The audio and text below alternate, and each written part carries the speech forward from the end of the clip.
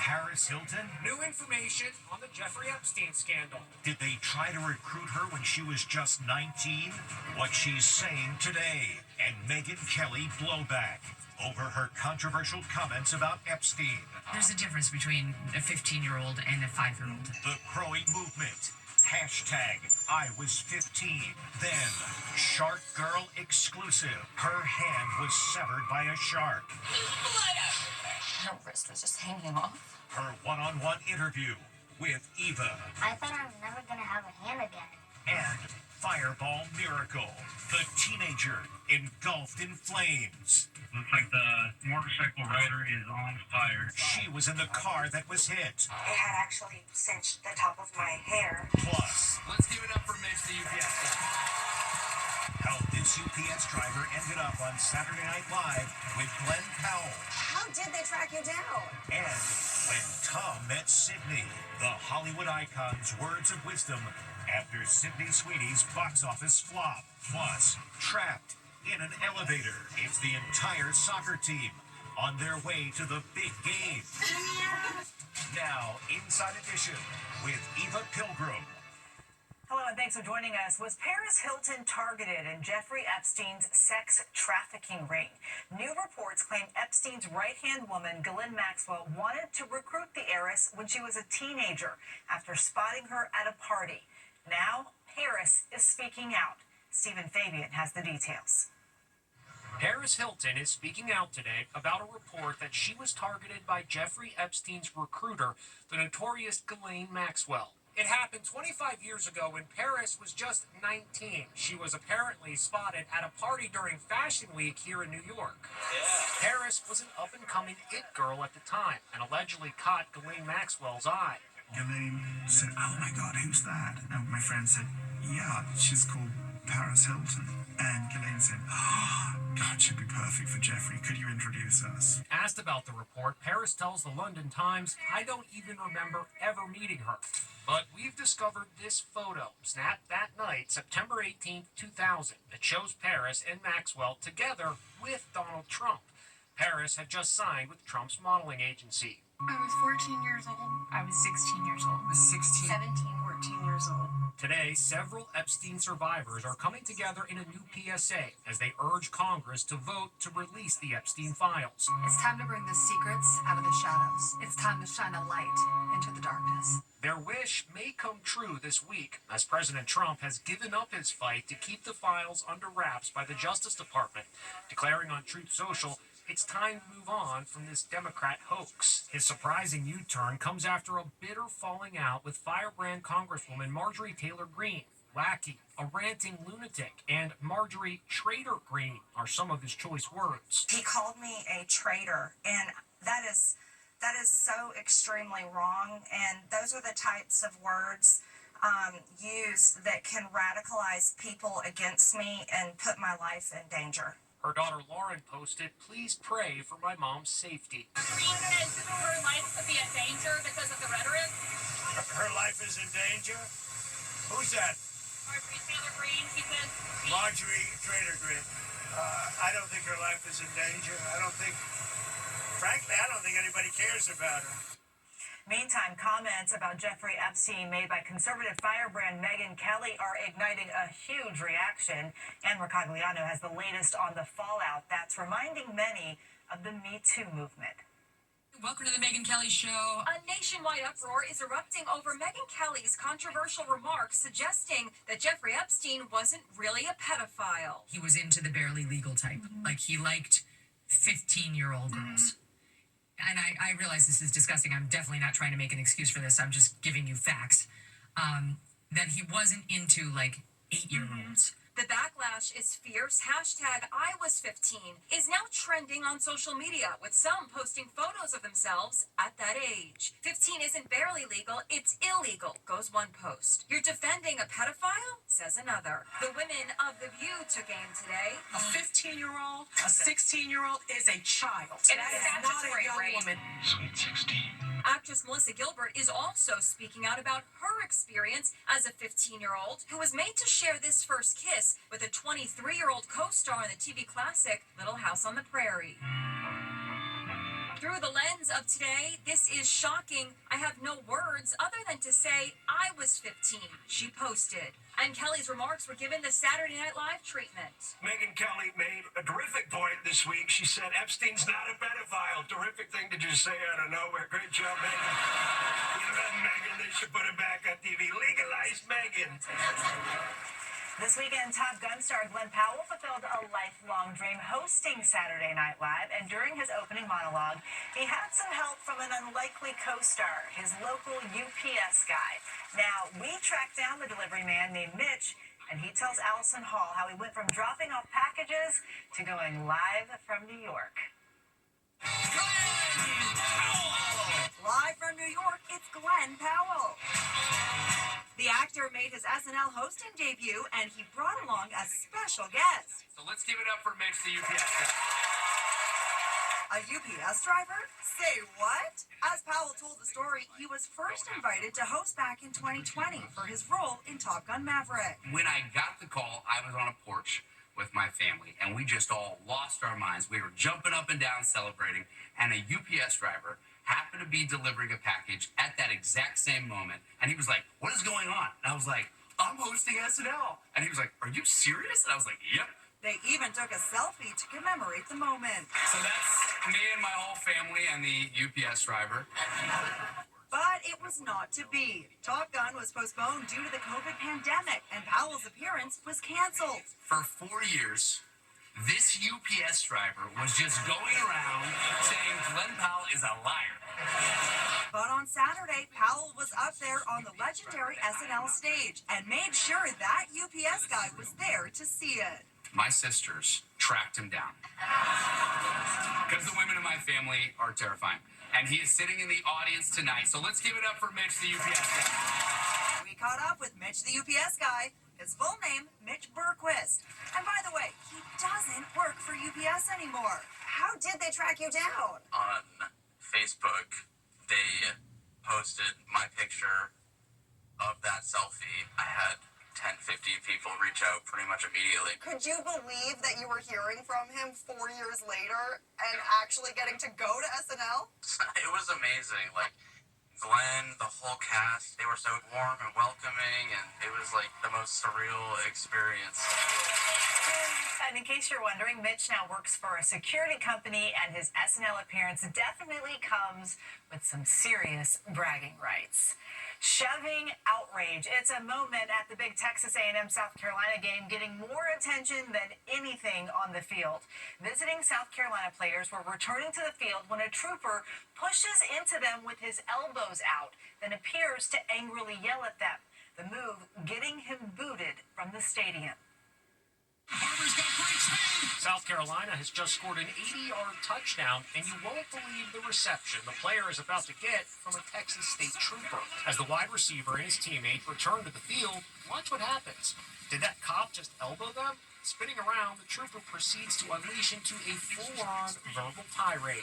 The unidentified trooper was immediately relieved of his game day assignment. Today, the trooper's temper tantrum is making national headlines. You don't do this. You don't, it's not appropriate. The optics are horrible. We saw it. It's clear as day. It's an automatic suspension. The man shouldn't be allowed to work the game again. What you doing messing with a player like that for? This college football fan couldn't believe it. If this is how he acts with cameras rolling in front of 80,000 people, just imagine how he acts at a traffic stop in Texas. It happened at the Texas A&M home stadium in College Station, Texas. Not exactly sportsmanlike conduct. The trooper works for the Texas Department of Public Safety, which is now conducting an investigation. Old Hollywood meets the new guard at a big Hollywood event. For the first time, Tom Cruise met It Girl Sydney Sweeney over the weekend, and everyone wants to know what the two talked about. Well, now we know. Old Hollywood meets New Hollywood. That's Tom Cruise and It Girl Sydney Sweeney chatting it up in Los Angeles at the Governor's Awards thrown by the Oscars. So what were they talking about? He's saying how much he loves Christy. Yep. The woman who shot the video says the 63-year-old actor was gushing about Sydney's latest movie, Christy, about real-life boxer Christy Morton, which bombed at the box office. Tom won an honorary Oscar, his first Academy Award ever for Lifetime Achievement. Making films is not what I do, it is who I am. But I will always do everything I can to help this art form, to support and champion new voices, to protect what makes cinema powerful, and, hopefully without too many more broken bones. That would be nice. Tom celebrated the honor by boogieing with legendary choreographer Debbie Allen, who also received an honorary Oscar. 79-year-old Dolly Parton received a humanitarian award and sent a thank you on video. She was unable to attend due to ongoing health issues. To receive this, I mean, that's a blessing of a lifetime. Now, I don't take this kind of thing lightly. It was a star-studded evening. Sydney looked like a blonde bombshell in a sparkly strapless gown. Jennifer Lawrence showed lots of leg in an off-the-shoulder gown with a thigh-high slit, and Jennifer Lopez dazzled in a dramatic black and gray ball gown. Wicked stars Cynthia Erivo and Ariana Grande were also there. It was their first appearance since that frightening red carpet moment when an out-of-control fan jumped the barricade in Singapore. But this time, no drama. The New York premiere of Wicked for Good is tonight at the iconic Lincoln Center. It was a harrowing day at the beach. A mother is panicking after her young daughter was attacked by a shark that chomped down on her wrist, leaving her hand dangling by just some skin. Now, in an exclusive interview, the 10-year-old tells me about that terrifying moment. The simple task of writing is a miracle for this 10-year-old girl. Her right hand was severed by a shark. I thought I'm never gonna have a hand again, but I still do. 5 months ago, Leah Lendl was snorkeling with her family in shallow water in Boca Grande, Florida, when a 9-foot bull shark chomped down on her wrist. What do you remember about that day? I think I saw its tail, and then it just let go. And then I scream out, and I see my hand just bleeding, and I knew it was shark. Leah's mom, Nadia. Her hand flung out, and it was just a stump, and her wrist was just hanging off, and there was just blood squirting everywhere. How far apart were you? She was 3 feet away from me. I mean, she was right there. She was just quiet. She wasn't screaming. She wasn't making any kind of commotion. She was just standing there, and I looked over too, and her hand, it was it was hanging over as a piece of skin, and it looked like it started to go down to the ground. What were you thinking when you were standing there? I was thinking, what am I gonna do now? Am I ever gonna see my hand again? Nearby construction workers leapt into action, calling 911. A Good Samaritan made a tourniquet to stop the bleeding. The shark beat the arm for the little kid pretty bad. Is the arm or the head obviously bent out of shape? Yes, we put it together inside the tower. Body cam footage shows mom with another daughter moments after the attack. And that's your daughter? That's my daughter. Okay. Everyone has seen that video of you. You're just clearly upset and trying to make sure she's okay. What's going through your mind? I just don't want her to bleed to death. That was probably my biggest worry. The 5th grader was airlifted to Tampa General. Just look how calm she is. Doctors would have quite the challenge reattaching Leah's hand. When you got to the hospital, what did they tell you? They told me that they were gonna put my hand back, but I didn't really believe them. Because, it's impossible. This is an x-ray of Leah's right hand. A whole part of her hand looked like it was missing in the x-ray. So she had a lot of missing tissue. But no missing bones. Yeah, no missing bones. That's crazy, right? It is. That's a miracle. Leah's surgery took 6 hours. The following day, she moved 2 fingers. Right away? Yeah. That's pretty quick. Yeah, that was quick. Leah's hand had to be elevated above her heart, so doctors put her arm in a foam cradle that looked like a big block of Swiss cheese. Now, Leah works with an occupational therapist and is slowly regaining feeling in her hand and fingers. She showed me some of her scars. Show where the teeth were. You said you can see the teeth? And here. Leah loves to knit. She made these doll clothes after the attack, including this chic outfit for her Barbie. This is a little skirt, and I knew we were flying to New York, so I quickly made her a hat. We went with Leah's family to Stardust Diner. Notice she's eating her burger with her uninjured left hand. The waiters serenaded her with a very appropriate song from Frozen about overcoming all obstacles.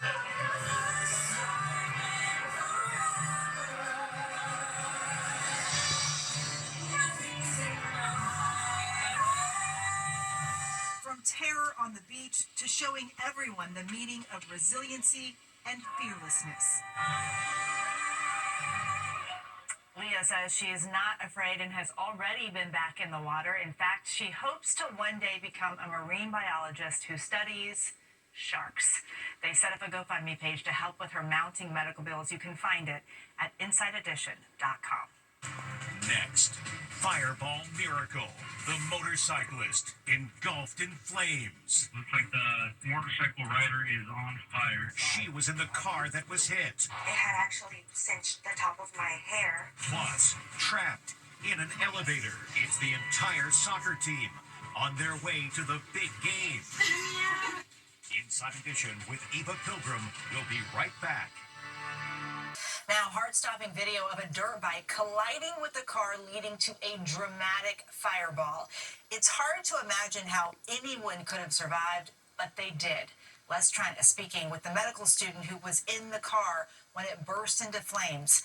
We want to warn you, the video is intense. How can anyone survive this fireball? But they all did, with minor injuries. It happens at a busy intersection in Salinas, California. Cops say the dirt bike rider ran a red light and hit a car broadside. A fireball erupted.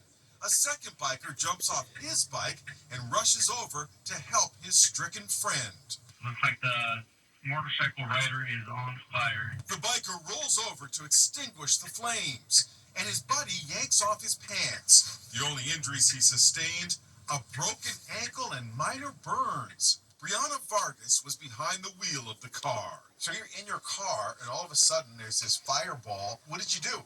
Well, I tried to stop the car because the whole inside of the car was also on fire. Thankfully, I was able to get out just in time. Look at the damage. But all Brianna suffered was some singed hair. I'm just so glad that neither of us got seriously injured because it could have gone a lot worse. The 16-year-old biker who was engulfed in flames and his buddy were both reportedly cited for reckless driving and not having licenses. When we come back, a girls' college soccer team trapped in an elevator on their way to a big match. This soccer team almost didn't make it to the field. Here's why. Trapped in an elevator, and they've got a soccer match to get to. We were in the elevator for about 40 minutes. Stuck? Yeah, we were stuck there. 18 players from Alabama's University of Montebello women's soccer team got stuck in the elevator during a tournament in Huntsville. It got really hot in there. I have to tell my dad about this. We were just really hot in the elevator. I mean, was it so hot that some of you even had to take your uniforms off? Yeah. Help arrived in the form of the local fire department who were able to pry the elevator doors open. The players started streaming out. 1, 2, 3, 4. They just kept coming and coming. Wow, that's a big elevator. 18 soccer players in all. We checked the weight limits when we were in there since we had nothing else to do, and we were under the weight limit, so by like 10 pounds. Being trapped didn't damper their will to win. They went on to beat the opposing team. Congratulations. Coming up, turkeys on the run before Thanksgiving. Finally, how are turkeys feeling with Thanksgiving next week? Well, all you have to do is ask. Look, a flock of turkeys. Just in time for Thanksgiving. The driver rolls down the window and has a question. Talking turkey. Eat more chicken? We'll see you next time.